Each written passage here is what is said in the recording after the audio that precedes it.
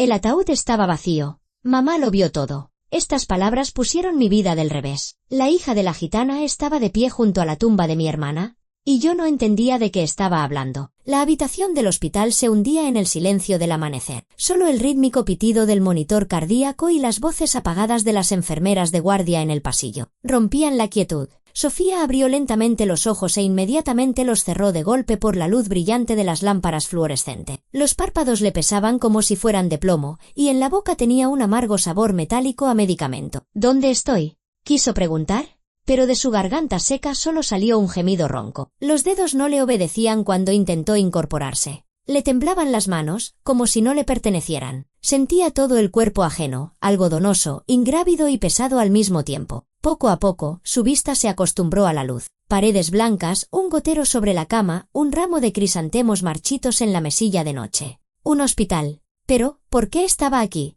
Era lo último que recordaba. «Doña Sofía, Dios mío, ha despertado», exclamó con alegría una joven enfermera de pelo castaño y corto, al ver sus ojos abiertos. Dejó la revista que leía junto a la ventana y se acercó rápidamente a la cama. «Doctor Ramírez, rápido.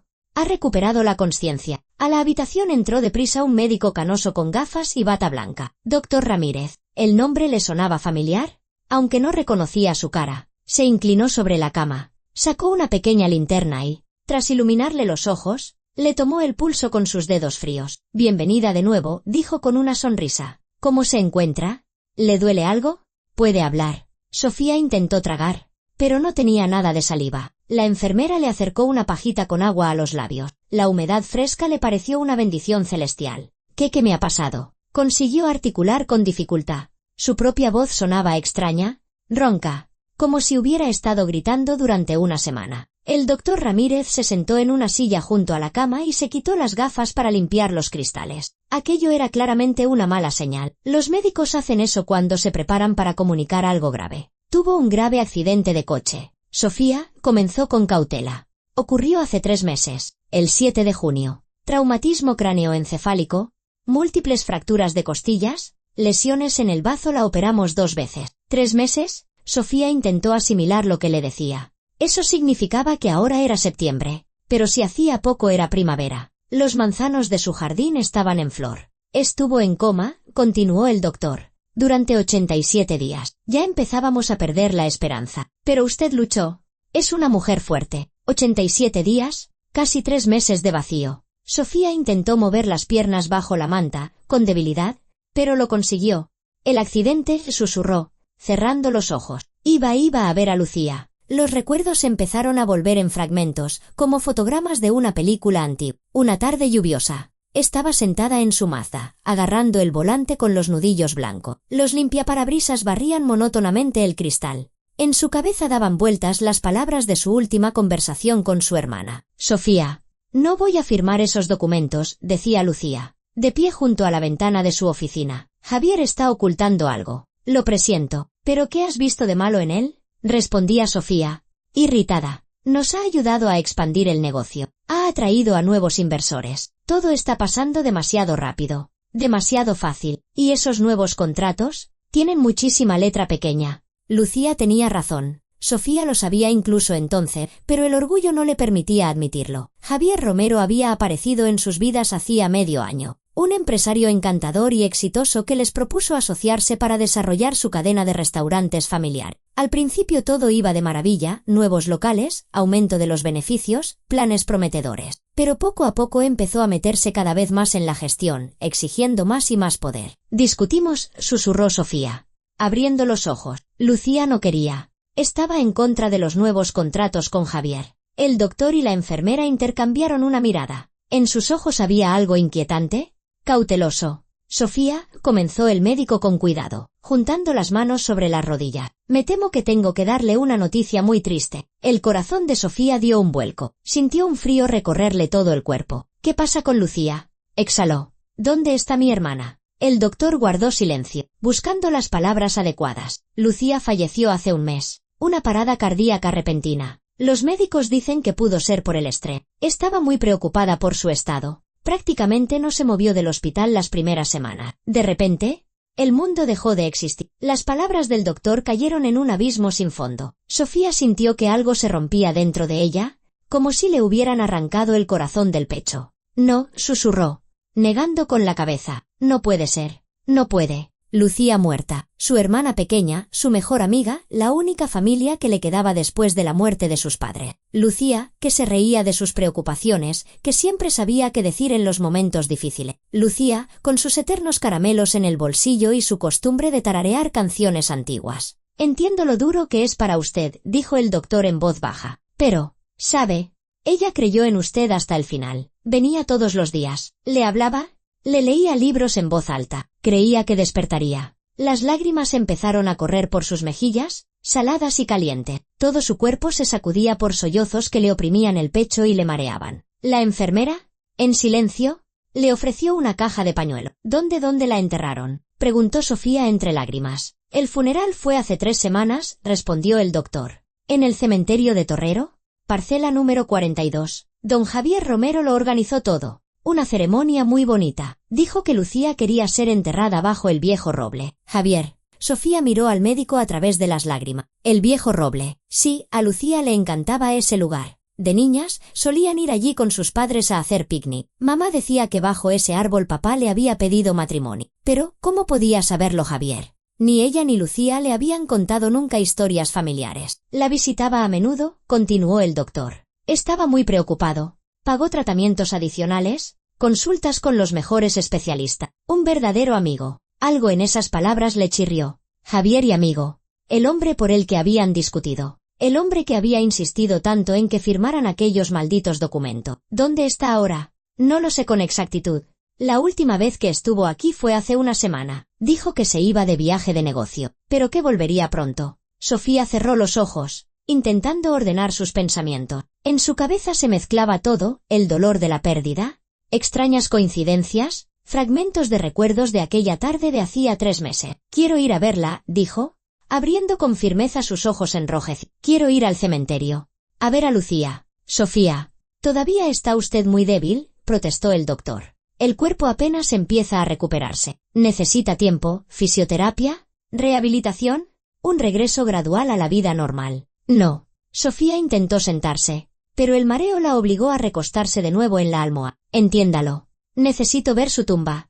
Necesito despedirme. No estuve en el funeral. No le dije. La voz se le quebró. Tantas palabras se quedaron sin decir. La reconciliación que ambas querían, pero que el orgullo impedía dar el primer paso. El doctor Ramírez suspiró, observando su rostro decidido. Está bien, dijo finalmente, pero no antes de una semana, y solo acompañada de una enfermera o de algún familiar. Esa semana se hizo terriblemente larga. Sofía se obligaba a caminar por los pasillos del hospital, agarrándose a las barandillas a pesar de la debilidad en las piernas y los mareos. Hacía los ejercicios de fisioterapia, que le parecían insoportablemente difíciles. Comía la insípida sopa del hospital y los caldos, pensando solo en una cosa, en el momento en que pudiera ir a ver a Lucía. Por las noches la atormentaban sueños extraños e inquietantes. En ellos, Lucía estaba de pie en medio de la niebla y la llamaba. Pero la voz de su hermana sonaba rara, como si viniera de muy lejos. Sofía intentaba acercarse a ella, pero sus pies se hundían en una especie de ciénaga. Y cuando se despertaba, empapada en sudor frío, le quedaba en el pecho una extraña sensación,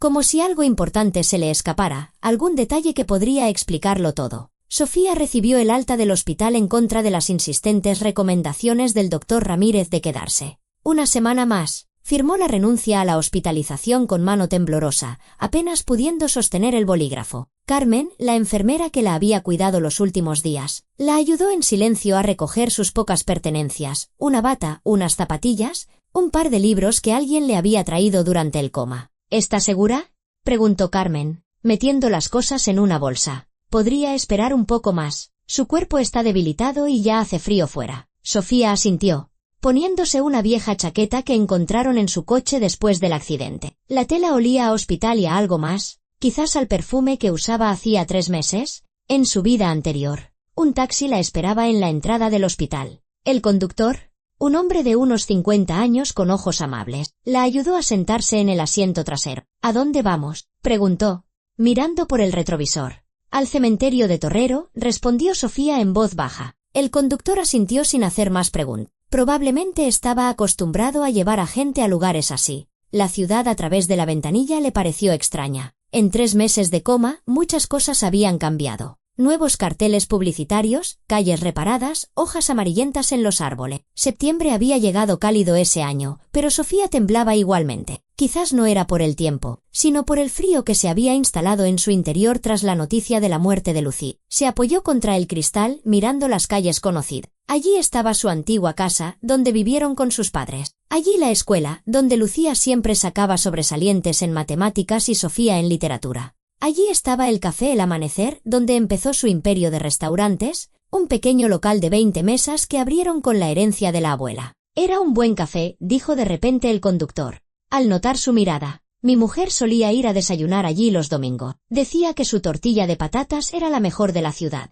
¿Lo era?, repitió Sofía como un eco. Ahora ya no existe. Sí, lo sé. Después de que la dueña muriera, el nuevo propietario lo cambió todo. Ahora es un sitio de comida rápida. Una pena. ¿El nuevo propietario? Sofía se volvió hacia el conductor. ¿Y quién es el nuevo propietario? No lo sé con seguridad.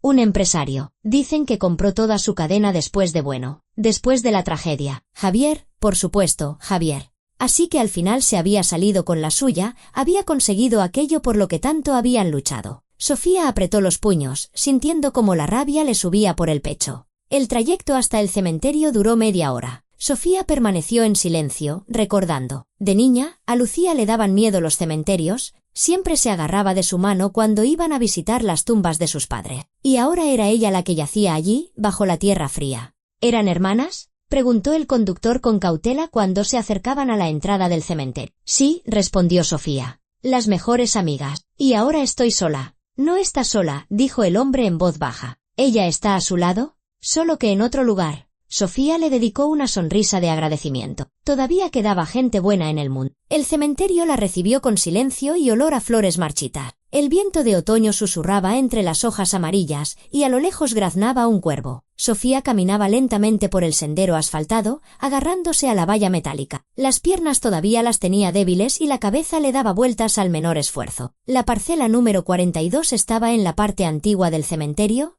donde crecían robles y tilos centenarios. Sofía recordaba ese lugar desde la infancia. Ella y Lucía solían venir a pasear aquí con sus padres. Mamá contaba que fue precisamente bajo ese roble donde papá le pidió matrimonio cuando ambos tenían 20 años. Si algún día me muero, entiérrame aquí, decía la pequeña Lucía, sentada sobre las raíces del viejo árbol, para que pueda escuchar cómo el viento susurra entre las hojas. Entonces parecía un juego de niño. Nadie pensaba que ese momento llegaría tan pronto. Sofía llegó a una curva y se detuvo, sintiendo el corazón latirle en la garganta. Unos pocos pasos más y vería la tumba de Lucía. ¿Habría flores? ¿Qué palabras estarían escritas en la lápida? ¿Podría soportarlo? Cerró los ojos, armándose de valor. En su memoria aparecieron imágenes de su infancia. Lucía enseñándole a hacer coronas de dientes de león. Lucía defendiéndola de los matones del colegio. Lucía llorando en su hombro tras su primer desamor. Lucía riéndose de sus intentos de cocinar. Lucía inventando el nombre para su primer café. Lucía soñando con una gran familia e hijo. Perdóname, Lucía, susurró Sofía. Perdona por no haber tenido tiempo de decirte lo más importante. Abrió los ojos y dio los últimos pasos hacia la parcela número 42. ¿El viejo roble seguía en el mismo sitio? Majestuoso y triste. Sus hojas amarillas giraban lentamente en el aire, cubriendo el suelo con una alfombra susurrante. Y bajo el árbol Sofía se quedó petrificada. Bajo el árbol había, efectivamente, una tumba reciente con una nueva lápida de granito negro. En ella, grabado en letras doradas, ponía Lucía Martínez García, 1985 a 2024, amada hermana e hija. Alrededor había ramos de crisantemos, rosas, claveles. Alguien cuidaba claramente de la tumba, pero algo no cuadraba. Sofía no sabía qué era exactamente, pero una sensación de inquietud crecía por segundo. Se acercó más, leyendo la inscripción en la lápida, las fechas de nacimiento y muerte, las palabras familiares. Y debajo, en letras pequeñas, de tu amigo que te quiere, Javier. ¿De Javier? Sofía frunció el ceño. ¿Por qué no de su hermana? ¿Por qué no se mencionaba a la familia? ¿Y por qué esa lápida parecía tan oficial, sin calidez, sin el amor que Lucía merecía? Se arrodilló junto a la tumba, sin importarle la tierra fría y húmeda. Puso la mano sobre el granito, intentando sentir la presencia de su hermana. Pero nada, solo la piedra fría y el vacío. Lucía, susurró. ¿Eres tú de verdad? ¿Es esta realmente tu tumba? El viento susurró en las ramas del roble, como si le respondiera, y a sus espaldas se oyeron unos pasos ligeros sobre las hojas secas. Alguien se acercaba. Sofía se giró al oír los pasos y vio a una niña de unos 12 años, con grandes ojos oscuros y un largo pelo negro trenzado. La niña estaba a pocos metros de la tumba, sosteniendo un pequeño ramo de flores silvestres, margaritas y acianos ya un poco marchito. «Perdone», dijo la niña en voz baja, no quería molestar. Sofía se secó las lágrimas con el dorso de la mano e intentó sonreír. «No molestas, cariño. ¿Tú también has venido a ver a alguien?» La niña asintió, pero no se movió. Siguió de pie, estudiando a Sofía con una mirada atenta. En sus ojos oscuros había algo adulto, una seriedad impropia de su edad. «¿Es usted Sofía?», preguntó de repente. Sofía enarcó las cejas, sorprendida. «Sí». «¿Cómo lo sabes?» «Mi madre me enseñó una foto». La niña dio unos cautelosos pasos hacia ella. «Dijo que si alguna vez la veía aquí, tenía que hablar con usted». «¿Conozco a tu madre?». La niña asintió, pero siguió en silencio, jugueteando nerviosamente con los tallos de las flores. Parecía que luchaba consigo misma, decidiendo si hablar o no. «¿Cómo te llamas?», preguntó Sofía con dulzura. «Alba», respondió la niña, «y mi madre se llama Azucena». Sofía frunció el ceño, intentando recordar. Azucena. El nombre le sonaba vagamente, pero ¿dónde podría haberlo oído? «Mi madre trabajaba para ese hombre», continuó Alba, bajando la voz hasta convertirla en un susurro. «Para don Javier Romero. ¿Limpiaba en su casa? A veces cocinaba». «Javier». Sofía sintió que el corazón se le aceleraba. Entonces, ¿la madre de esta niña conocía a Javier? Trabajaba en su casa. Quizás supiera algo sobre Lucía, sobre lo que ocurrió en los días previos a su muerte. «¿Y tu madre sigue trabajando para él?». Alba negó con la cabeza. «No. La despidió después del funeral de su hermana. Dijo que ya no necesitaba su servicio». La niña volvió a callar, mirando a su alrededor como si comprobara que no había nadie cerca. Su comportamiento era inquietante, demasiada cautela para una niña. «Alba», dijo Sofía con cuidado, «tengo la sensación de que quieres decirme algo importante». La niña la miró con sus ojos llenos de ansiedad y una especie de lucha interna. «Mamá dijo que no podía, que es peligroso, pero no puedo seguir callada, sobre todo ahora que la veo llorar». Sofía sintió un escalofrío recorrerle la espalda. «¿De qué estás hablando?». Alba dio un paso más y de repente agarró la mano de Sofía. Sus pequeños dedos estaban fríos y temblaban. «Señora Sofía», susurró, mirando a su alrededor, «en esta tumba no está su hermana». El mundo pareció detenerse. Sofía miró fijamente a la niña, sin entender lo que había oído. «¿Qué has dicho?».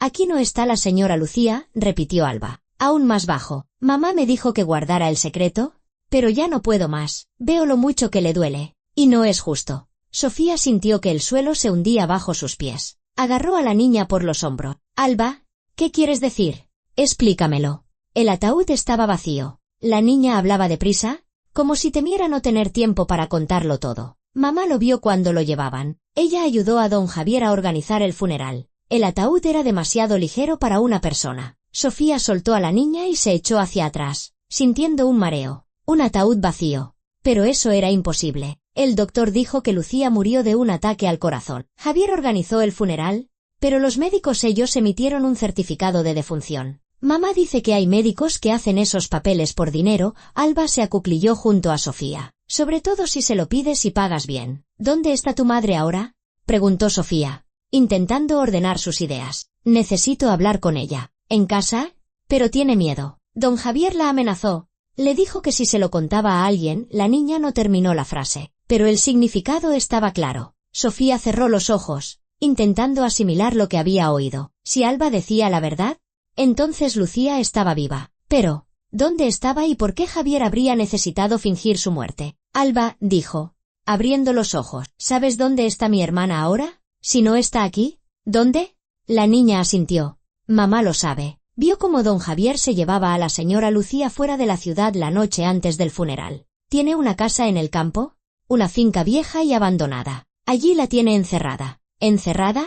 Sofía sintió una furia ardiente crecer en su pecho. Así que mientras ella estaba en coma, Javier mantenía a Lucía prisionera en algún lugar del campo, y a todo el mundo le contaba que había muerto de pena. «¿Por qué tu madre ha guardado silencio tanto tiempo?». «Tenía miedo», respondió Alba en voz baja. «No tiene papeles. Vinimos de otro país. Don Javier le dijo que si se lo contaba a alguien, Nos deportarían. Y además, le pagaba mucho dinero por su silencio. Sofía asintió, comprendiendo. Javier había encontrado al testigo perfecto, una mujer que dependía de él y no podía acudir a la policía. Pero, ¿por qué has decidido contármelo ahora? Alba la miró con sus grandes y tristes ojos. Porque ayer mi madre estaba llorando. Dijo que vio en las noticias que usted había despertado del coma. Y que ahora se pasaría toda la vida pensando que su hermana está muerta. Y eso no es verdad.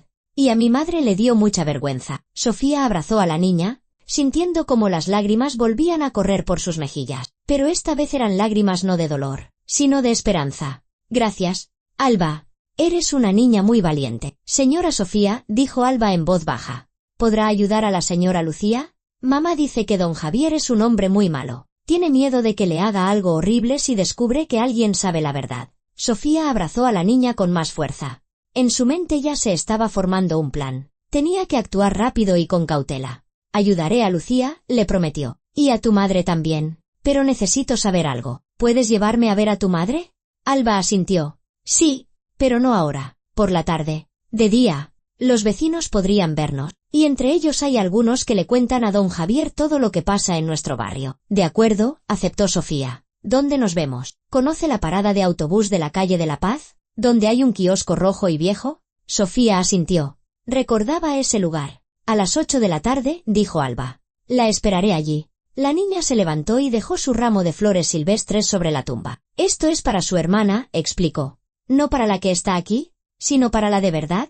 Para que sepa que alguien se acuerda de ella y que pronto vendrán a buscarla. Con estas palabras, Alba se alejó rápidamente, dejando a Sofía sola con su nueva certeza y sus terribles sospechas. Sofía miró el ramo de margaritas y acianos sobre el granito negro y sintió cómo despertaba en su interior, algo que no había sentido en muchos meses. Esperanza. Lucía estaba viva.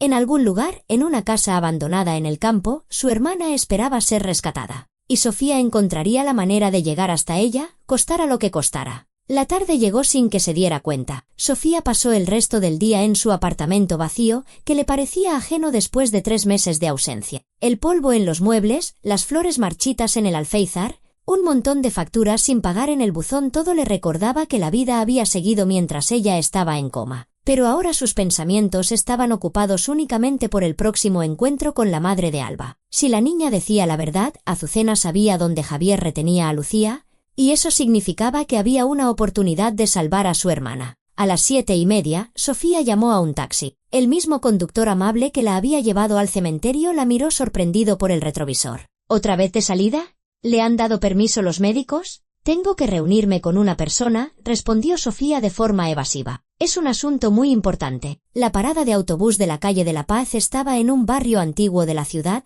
habitado principalmente por inmigrantes y familias de bajos ingresos. El kiosco rojo que Alba había mencionado llevaba mucho tiempo cerrado. El letrero estaba desconchado y los cristales cubiertos de periódicos viejos. Alba la esperaba puntualmente a la hora acordada. La niña estaba junto al kiosco, envuelta en una chaqueta oscura y grande, claramente de un adulto. Señora Sofía, la llamó en voz baja cuando vio su figura acercarse. Tenía miedo de que no viniera. Te lo prometí, respondió Sofía. ¿Dónde está tu madre? En casa.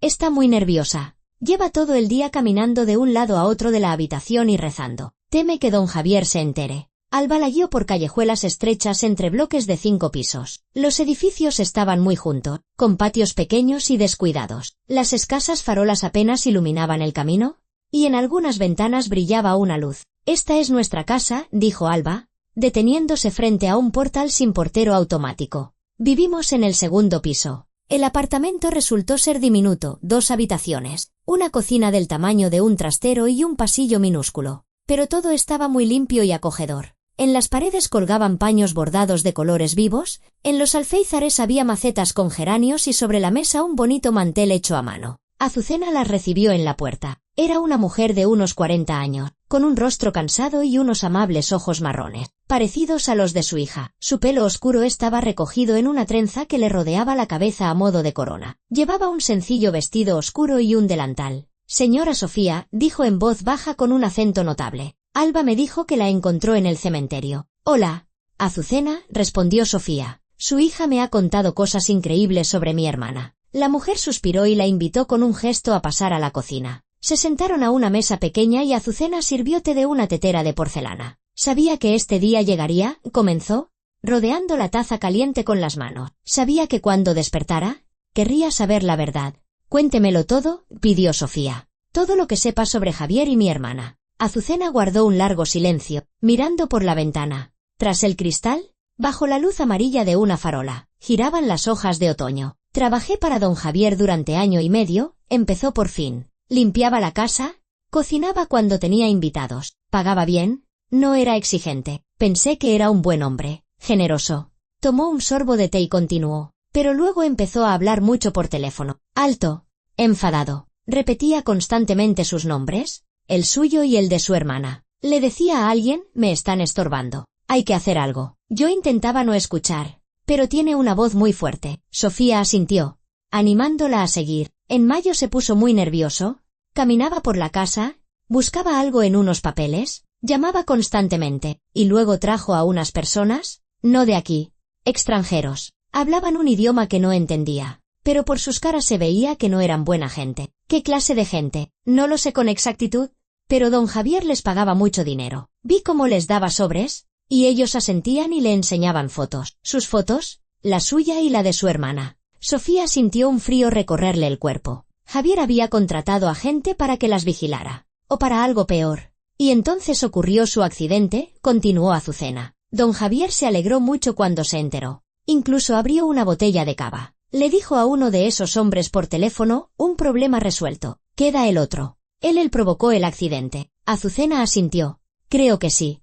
Esa gente que contrató. Uno de ellos se jactaba después de que sabía cómo hacer que los coches se estropearan en el momento justo. Sofía apretó los puños. Así que Javier realmente había intentado matarla, y casi lo consigue. ¿Pero qué pasó con Lucía? Después del accidente, la señora Lucía iba todos los días al hospital a verla, relataba Azucena. Y don Javier empezó a invitarla a su casa con frecuencia. Decía que quería hablar de negocios mientras usted se recuperaba. La mujer se levantó y se acercó a la ventana, como si comprobara que no había nadie en el patio. Al principio, la señora Lucía venía por poco tiempo, pero luego, en julio, vino un día y ya no se fue. ¿Cómo que no se fue? Don Javier me dijo que la señora Lucía había aceptado quedarse en su casa un tiempo para no estar sola en un momento tan difícil. Pero yo la veía llorar, y él cerraba la puerta de su habitación con llave. Azucena volvió a la mesa y se sentó, bajando la mirada. Quise hacer algo, pero él me dijo que si me metía,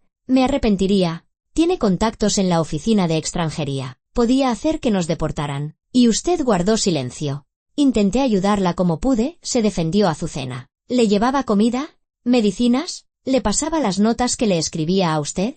Pero no podía enviarlas. Don Javier lo revisaba todo. ¿Notas? Sofía se enderezó. ¿Tiene esas notas? Azucena asintió y se levantó. Se acercó a un viejo aparador y sacó de detrás del espejo un fajo de papeles doblados. Aquí están. Las guardé. Pensé que quizás algún día podría entregárselas. Sofía cogió las notas con manos temblorosas. La caligrafía de Lucía, que conocía desde la infancia. Desdobló la primera nota. Sofía, mi querida hermana, si estás leyendo esto, significa que Azucena ha podido entregártelo. No sé cómo estás, pero rezo para que te recuperes. Javier me tiene encerrada en su casa. Dice que si intento irme, hará que nunca despiertes. Tengo miedo, pero no pierdo la esperanza. Tú, Lucía. Las lágrimas le nublaron la vista. Sofía desdobló la segunda nota. Hoy Javier me ha dicho que sigues en coma. Está planeando algo terrible. Le oí hablar por teléfono de una simulación y de solucionar el problema para siempre. Sofía, si alguna vez lees esto,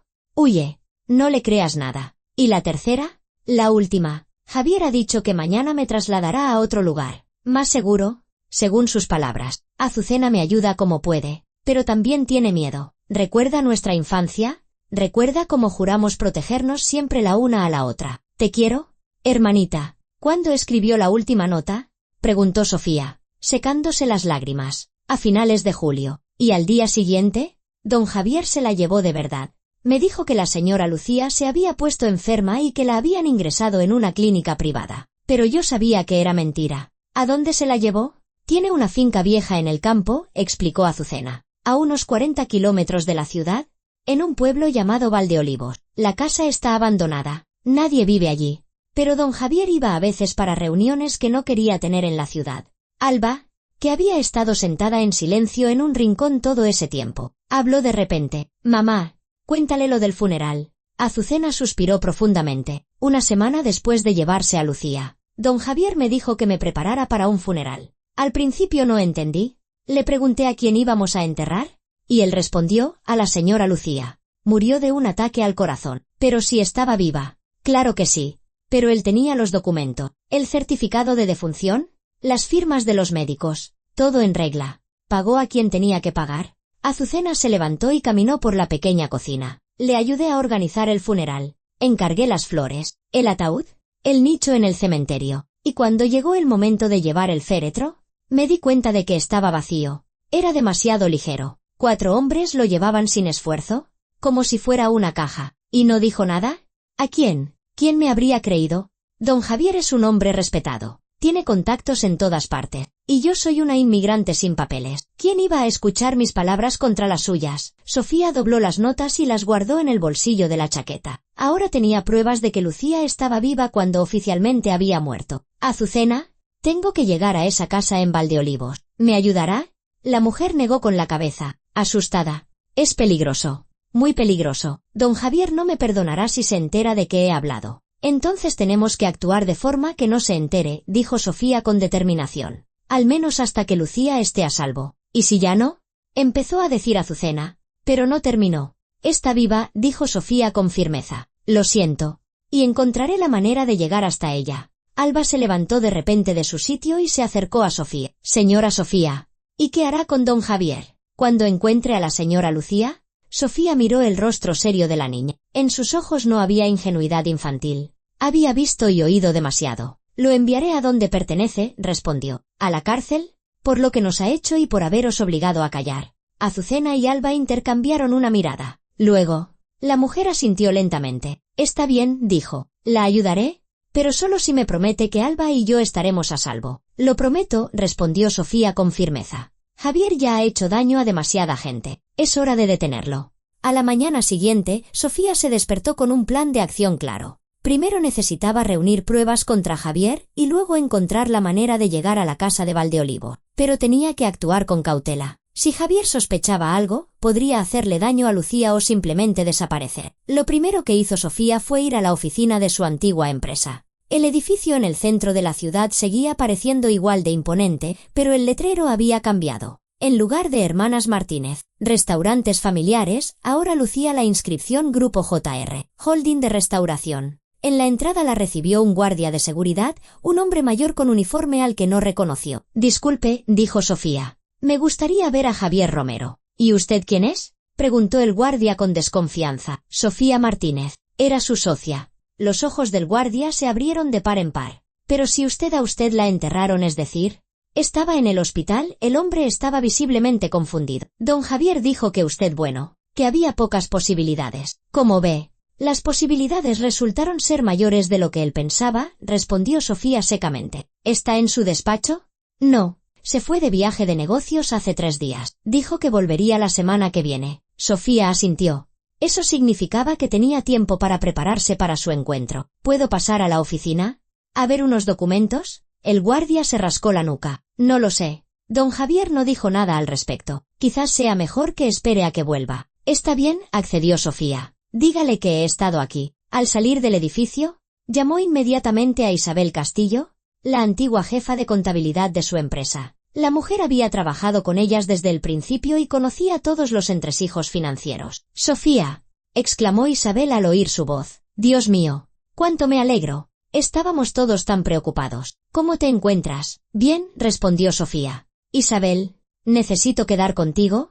Hablar de negocio. Claro, cariño, pero ya no trabajo en la empresa. Don Javier me despidió justo después del funeral de Lucía. Dijo que estaba optimizando la plantilla. Mejor aún. Así podrás hablar con libertad. Se encontraron en una cafetería a las afueras de la ciudad, un lugar pequeño y acogedor donde era poco probable que apareciera algún conocido de Javier. Isabel parecía cansada. Su pelo, normalmente bien peinado, estaba desordenado, y tenía ojeras oscuras bajo los ojos. Sofía, dijo, abrazándola con fuerza, no te imaginas lo contenta que estoy de verte, después de todo lo que ha pasado. ¿Qué pasó exactamente? ¿Isabel? Preguntó Sofía. sentándose en una mesa junto a la ventana. Cuéntamelo todo. Isabel pidió un café y guardó un largo silencio, claramente ordenando sus pensamientos. Todo empezó incluso antes de tu accidente, comenzó por fin. Javier empezó a exigir cada vez más poder. Quería tener el control de todas las cuentas. Lucía se oponía. Y tú entonces estabas de su parte. Sofía asintió. Recordaba aquellas discusiones. Después del accidente, empezó a actuar de forma más decidida. Dijo que, como tú estabas en coma y Lucía demasiado afectada para tomar decisiones, él se encargaría temporalmente de todo. ¿Y Lucía aceptó? ¿Al principio? Sí. Estaba en un estado terrible, lloraba constantemente, apenas dormía. Javier supo aprovecharse de eso muy hábilmente. Decía que se ocuparía de todos los problemas para que ella pudiera centrarse en tu salud. Isabel tomó un sorbo de café y continuó. Pero luego Lucía empezó a hacer preguntas. ¿Por qué se transfiere dinero a cuentas nuevas? ¿Para qué son necesarios estos cambios en los estatutos? Javier respondía que eran medidas temporales, optimización fiscal. Y en realidad, estaba poniéndolo todo a su nombre poco a poco. Vi los documentos. Se convirtió en el único propietario de todos los restaurantes. Formalmente, vuestras participaciones todavía existían, pero en la práctica no significaban nada. Sofía apretó los puños. Así que, mientras ella estaba en coma, Javier les estaba robando el negocio familiar. ¿Cuándo se dio cuenta Lucía? A mediados de julio vino a mi casa, hecha un mar de lágrimas. Dijo que había encontrado unos papeles en el despacho de Javier y me pidió que la ayudara a entender las finanzas. ¿Y qué descubristeis? Que os llevaba robando a las dos desde hacía meses. Javier desviaba dinero a través de empresas fantasma, registraba nuevas propiedades a su nombre, renegociaba los contratos con los proveedores. Isabel sacó una carpeta de su bolso. Hice copias de todo lo que pude. Lucía me pidió que reuniera pruebas para presentártelas cuando despertaras. Sofía cogió la carpeta y hojeó varios documentos, extractos bancarios, contratos de compraventa, escrituras de nuevas empresas. Todo indicaba que Javier se había apropiado de su negocio de forma planificada y metódica. Y entonces Lucía desapareció, continuó Isabel. Javier dijo que se había ido con unos parientes lejanos, que no soportaba el estrés. Y una semana después, anunció su muerte. ¿Estuviste en el funeral? Sí. ¿Y sabes qué me sorprendió?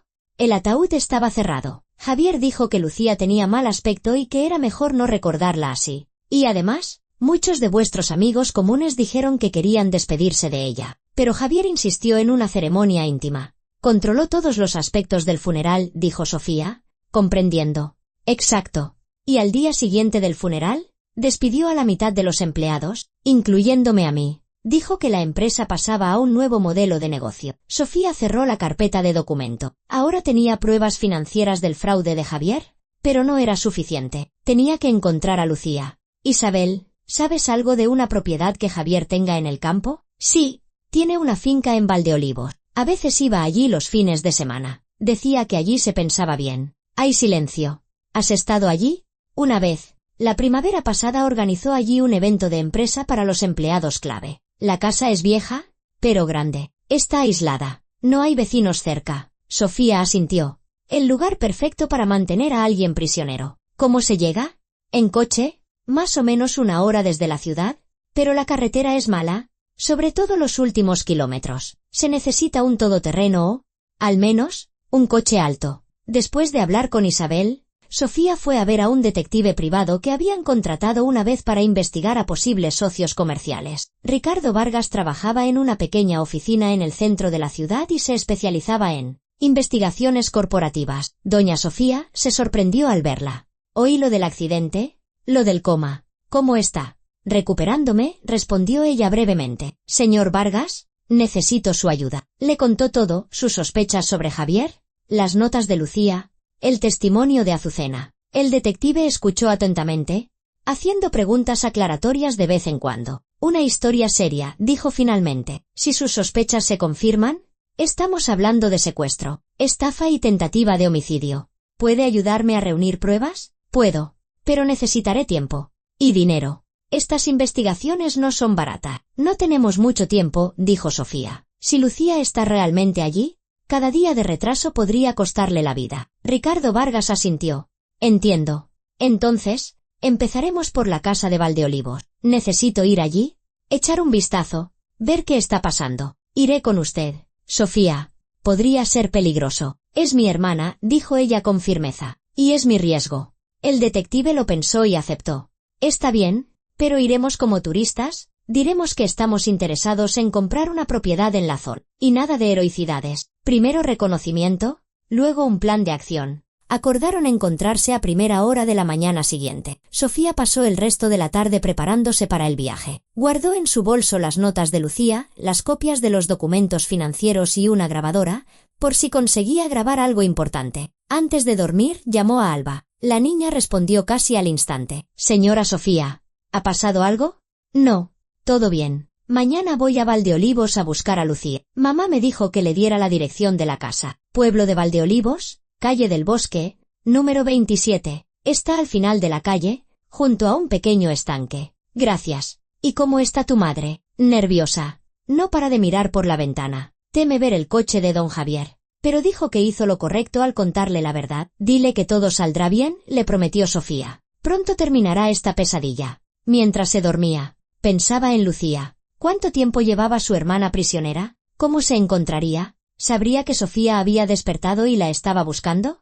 Mañana obtendría respuestas a esas preguntas o, al menos, se acercaría a ellas. Por la mañana, Ricardo Vargas recogió a Sofía en un jeep viejo pero fiable. El detective iba vestido como un excursionista cualquiera, con vaqueros, una camisa de cuadros y un gorro de lana. En el maletero llevaba unos prismáticos, una cámara con un teleobjetivo y un botiquín de primeros auxilios. ¿Lista?, preguntó cuando Sofía se subió al coche. Lista, respondió ella con firmeza, aunque el corazón le latía desbocado. El camino a Valdeolivos duró más de una hora. Los últimos 20 kilómetros los recorrieron por asfalto lleno de baches y luego por un camino de tierra que serpenteaba entre pinares. El pueblo resultó ser diminuto, una decena de casas dispersas por un terreno ondulado. La calle del Bosque es por allí, dijo Ricardo, consultando el navegador. El número 27 debe de estar al final del todo. Atravesaron lentamente la calle principal del pueblo. Varios vecinos miraron con curiosidad el coche desconocido. Una anciana que tendía la ropa en su patio incluso les saludó con la mano. Un lugar tranquilo, comentó el detective. Si aquí ocurre algo fuera de lo común, los lugareños seguro que se dan cuenta. La calle del Bosque comenzaba justo después de la tienda del pueblo. Era un camino de tierra estrecho que se adentraba en el bosque. Las casas estaban muy separadas. Entre ellas se extendían parcelas cubiertas de maleza y huerto. Ahí está, dijo Sofía, cuando apareció a lo lejos la casa número 27. Era un viejo edificio de 2 plantas, de madera oscurecida por el tiempo. La casa estaba aislada, rodeada por una alta valla de chapa metálica. En el patio se veía un coche plateado, un todoterreno caro que Sofía reconoció. Era el coche de Javier. Ha vuelto, susurró. Ricardo. Está aquí. El detective detuvo el coche entre unos arbustos, a unos 100 metros de la casa. Tranquila, dijo. Primero veamos qué pasa. Sacó los prismáticos y empezó a estudiar la casa. Sofía vio cómo su rostro se ponía cada vez más serio. ¿Qué ve? Primero, la casa está habitada. Sale humo de la chimenea. Hay luz en algunas ventanas. Segundo, en el segundo piso, una ventana está tapiada con tablas desde dentro. Sofía sintió que el corazón se le encogía. La ventana tapiada podría ser la habitación donde retenían a Lucía. ¿Se ve a alguien? De momento no. Pero en el patio hay otro coche bajo una lona y una caseta de perro, aunque no se ve ningún perro. El detective le pasó los prismáticos a Sofía. Con el aumento, la casa parecía aún más siniestra. Valla alta, alambre de espino en la parte superior, cámaras de videovigilancia en la puerta. Parecía más una prisión que una casa de campo. Tengo que entrar ahí, dijo Sofía. Es una locura, replicó Ricardo. Si su hermana está realmente ahí, entrar sin más significa ponerla en peligro. Entonces, ¿qué propone? Volver a la ciudad y acudir a la policía con los documentos que tenemos y el testimonio de esa mujer. Azucena, corrigió Sofía. Se llama Azucena. Con su testimonio,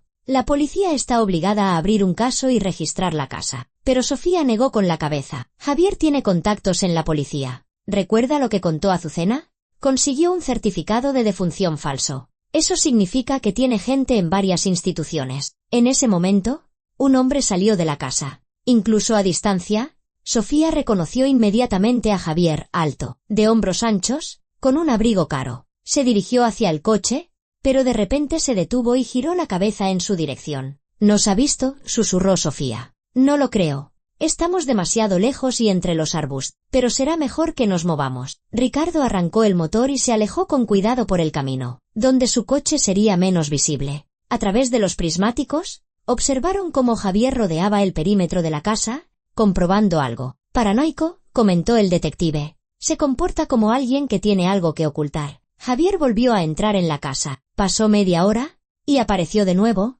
esta vez con una bolsa grande en la mano. La cargó en el maletero del todoterreno y se fue. Se ha ido, dijo Sofía. Es nuestra oportunidad.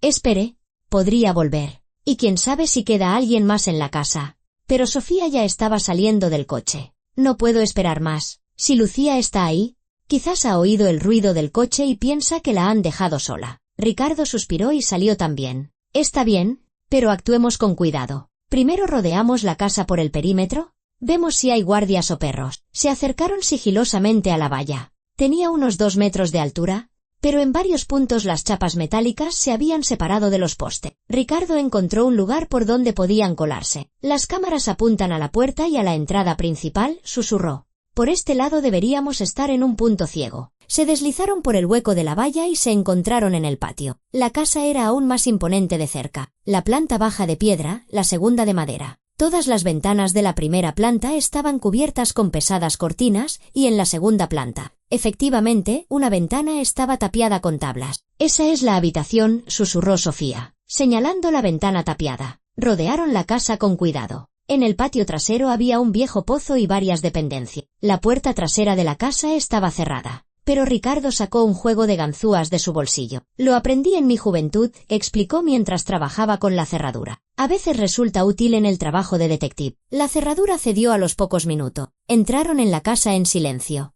Dentro olía a humedad y a tabaco. En el recibidor estaban los caros zapatos de Javier y varias chaquetas. La planta baja estaba vacía. Un salón con muebles caros, una cocina, un despacho con una caja fuerte. En la segunda planta había 4 habitaciones. 3 de ellas estaban abiertas y vacías, y la cuarta, la de la ventana tapiada, estaba cerrada con un candado macizo. Lucía, llamó Sofía, pegándose a la puerta. Lucía, soy yo. Primero silencio. Luego, desde el otro lado de la puerta, se oyó una voz débil. Sofía, ¿eres tú de verdad? El corazón de Sofía dio un vuelco. Lucía estaba viva. Sí, soy yo. Ahora mismo te sacamos de aquí. Ricardo ya estaba trabajando en la cerradura, pero esta era mucho más complicada. Sofía, llegaba la voz de Lucía.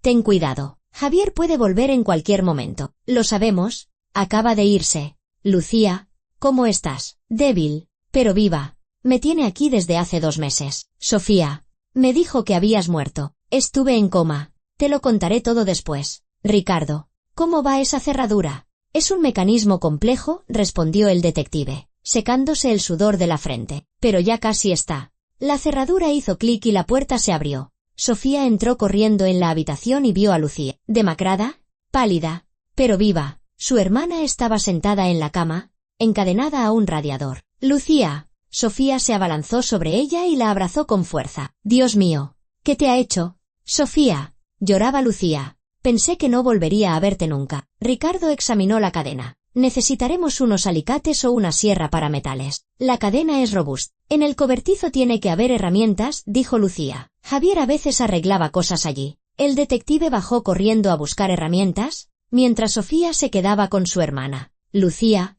¿qué quería de ti? ¿Por qué te retenía? Al principio quería que firmara los documentos para transferirle todas nuestras participaciones en el negocio, contaba Lucía, sin soltar a su hermana. Pero luego se dio cuenta de que, aunque yo firmara, tú podrías impugnar el acuerdo cuando despertaras. Entonces decidió fingir mi muerte. ¿Y qué pensaba hacer contigo después? Lucía se estremeció. Dijo que cuando todos los asuntos estuvieran arreglados definitivamente, entonces me enviaría contigo. Entendí lo que quería decir. Ricardo volvió con una sierra para metales y unos alicates. La cadena no cedió enseguida, pero 10 minutos después, Lucía era libre. Tenemos que irnos ya, dijo el detective. No sabemos cuándo volverá. Lucía intentó levantarse, pero las piernas no la sostenían. He estado sentada tanto tiempo, los músculos se me han atrofiado. Sofía y Ricardo la ayudaron a ponerse de pie y la llevaron con cuidado hacia la salida. En ese momento, en el camino se oyó el ruido de un coche que se acercaba. Vuelve, susurró el detective, mirando por la ventana. El todoterreno de Javier giraba hacia la entrada de la finca. La puerta trasera, ordenó Sofía. Salieron corriendo por la puerta trasera al patio, justo en el momento en que Javier entraba en la casa por la delantera. Prácticamente llevaron a Lucía en brazos hasta el hueco de la valla. ¡Eh! Se oyó un grito a sus espaldas. ¡Alto! Javier salió corriendo de la casa. En sus manos tenía una pistola. ¡Más rápido!, gritó Ricardo, ayudando a Lucía a pasar por la valla. Se oyó un disparo. La bala silbó cerca de la cabeza de Sofía. «Sofía, para», gritaba Javier. «No sabes lo que haces». Pero ya habían llegado al coche. Ricardo arrancó el motor y salieron disparados justo cuando Javier llegaba a la puerta. Por el espejo retrovisor, Sofía vio cómo se subía a su todoterreno. «Nos persigue», dijo. «Lo sé», respondió el detective, pisando el acelerador a fondo. «Agárrense fuerte». Comenzó una carrera frenética por los caminos forestales. Javier era un buen conductor, pero Ricardo conocía mejor la zona. Tomaba atajos, serpenteaba entre los árboles, aprovechaba cada oportunidad para distanciarse. «Ahora viene una curva cerrada», advirtió. «Lucía, ¿cómo estás?» «Bien», respondió ella, aunque estaba pálida como el papel. En la curva cerrada, el coche de Javier perdió el control y se salió a la cuneta. Ricardo se detuvo y miró hacia atrás. «Está vivo, pero el coche se ha quedado atascado. Tenemos tiempo de llegar a la ciudad». «Directos a la policía», dijo Sofía. «Ahora tenemos todas las pruebas y una testigo viva». Lucía le apretaba la mano con fuerza. «Gracias por encontrarme», susurró. «Ya no creía que fuera posible salvarme». «Somos hermanas», respondió Sofía. «Y las hermanas nunca se rinden». El hospital volvió a ser el hogar temporal de las hermanas Martínez, pero esta vez por una razón muy diferente. Lucía se recuperaba de 2 meses de cautiverio bajo la supervisión de los médicos, y Sofía no se apartaba ni un instante de su lado. «Los médicos dicen que físicamente te recuperarás rápido», dijo Sofía, acomodándole la almohada a su hermana. «Lo importante es que no queden secuelas de la desnutrición y el estrés». Lucía sonrió débilmente. «¿Sabes qué me ayudó a aguantar? La idea de que despertarías y vendrías a buscarme. Creí en ello incluso cuando Javier me decía que habías muerto». 3 días después del rescate, se celebró el juicio contra Javier Romero. Las pruebas eran irrefutables, los testimonios de Azucena y Alba, las notas de Lucía, los documentos financieros, las declaraciones de Isabel Castillo. El detective Ricardo Vargas presentó la grabación del rescate y las fotografías de la casa de Valdeolivo. Javier fue condenado a 15 años de prisión por secuestro, estafa de especial gravedad y tentativa de homicidio. Sus abogados intentaron conseguir una rebaja de la pena, pero fue inútil, las pruebas eran demasiado contundentes. «Se ha hecho justicia», dijo el juez al dictar sentencia. El acusado se aprovechó de la confianza de sus socias para cometer delitos graves. Después del juicio, Sofía y Lucía se reunieron con Azucena y Alba en la misma cafetería donde Sofía había hablado con Isabel. Azucena lloraba de alivio. Tenía tanto miedo de que encontrara la forma de evitar el castigo, decía, secándose las lágrimas. «La gente como él tiene mucho dinero, muchos contactos». «Esta vez no», respondió Sofía. «Y ahora tendréis papeles y un nuevo trabajo». «Lo prometí y cumpliré mi palabra». Sofía ayudó a Azucena y a Alba a conseguir la residencia legal. Azucena se convirtió en la encargada de uno de los restaurantes recuperados, y Alba empezó a ir a un buen colegio. La familia por fin podía vivir sin miedo. Isabel Castillo volvió a su puesto de jefa de contabilidad cuando las hermanas recuperaron el control de su negocio. Resultó que Javier no había tenido tiempo de vender todas las propiedades. Algunas de las transacciones fueron declaradas nulas. «Tendremos que empezar casi de cero», dijo Lucía, estudiando los informes financieros en su nueva oficina. «Pero lo importante es que estamos juntas de nuevo. Y sabemos en quién podemos confiar», añadió Sofía, mirando una fotografía en la que ella y Lucía posaban junto al renovado letrero, «Hermanas Martín, restaurantes familiares». 6 meses después, su primer café volvía a estar abierto. El día de la inauguración acudieron muchos invitados. Entre ellos estaban Azucena con Alba, Isabel Castillo, Ricardo Vargas e incluso algunos de los médicos del hospital. «Por la familia», dijo Lucía, levantando una copa de zumo. «Por los que nunca se rinden», añadió Sofía. «Y porque la verdad siempre gana», terminó la pequeña Alba, levantando su vaso de leche. Por la noche, cuando los últimos invitados se habían ido, las hermanas se sentaron en el café vacío y planearon el futuro. «¿Sabes en qué pienso?», dijo Lucía. «Hemos pasado por una prueba tan dura que ahora cualquier dificultad nos parecerá una tontería. Lo importante es que la hemos pasado juntas», respondió Sofía. «Y seguiremos adelante también juntas». En la calle se encendieron las farolas, iluminando el letrero de su café. Por delante tenían una nueva vida. construida sobre la confianza, el amor y las lecciones que la vida les había enseñado de la manera más cruel. Pero habían resistido, y ahora nada podría separarlas.